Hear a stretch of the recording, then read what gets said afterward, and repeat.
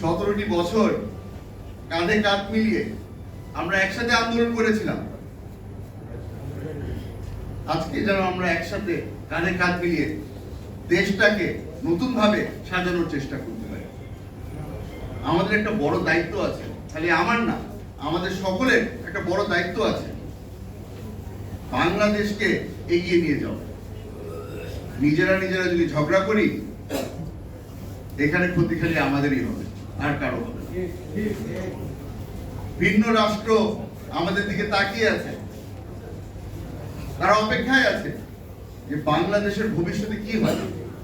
তারা কি উঠে দাঁড়াতে পারবে, তারা কি ঘুরে দাঁড়াতে পারবে? এত বড় একটা ঘটনা ঘটে গেল, 17 বছর ধরে লুটপাট হয়ে গেল, বাংলাদেশকে আবার নিজের পায়ে দাঁড়াতে পারবে?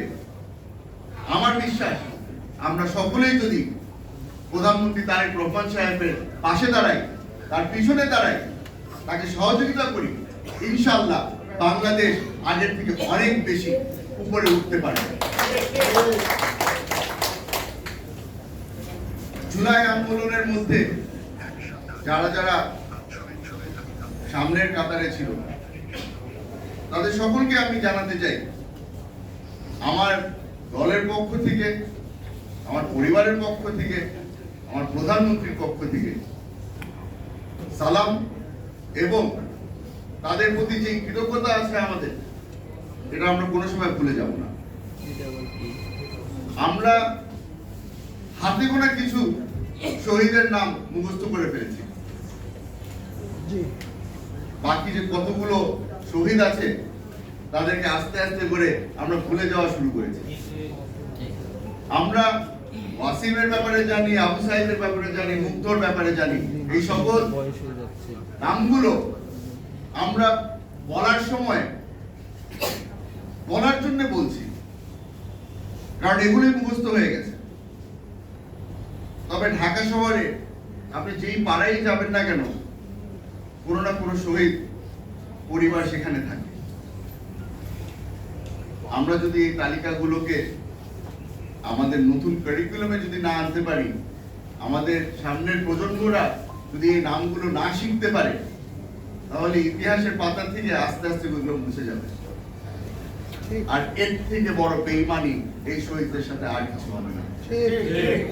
এটা আমাদের দায়িত্ব।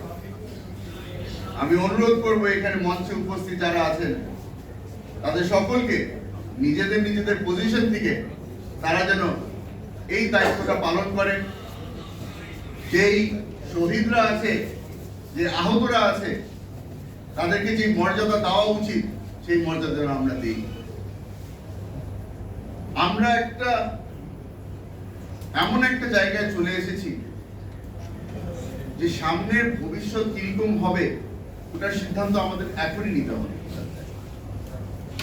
এখন যদি হোঁচট খাই, তাহলে আপনাদের সকলের সামনে বলছি, আর যাই হোক না কেন, উপরে আল্লাহ দেখছেন, উনি আমাদেরকে মাফ করবেন না। আপনাদের সকলের থেকে আমি বিদায় নিচ্ছি খালি একটা জিনিস বলে, জুলাই নিয়ে আর কোন ধরনের যেন বিতর্ক আমরা আর না সৃষ্টি করি। জুলাই মানেই বাংলাদেশ। এই নতুন বাংলাদেশ যারা আমাদেরকে উপহার দিয়েছে, যে শহীদরা আমাদেরকে উপহার দিয়েছে, তাদেরকে শ্রদ্ধা জানাই। আর আশা করছি আমাদের সামনে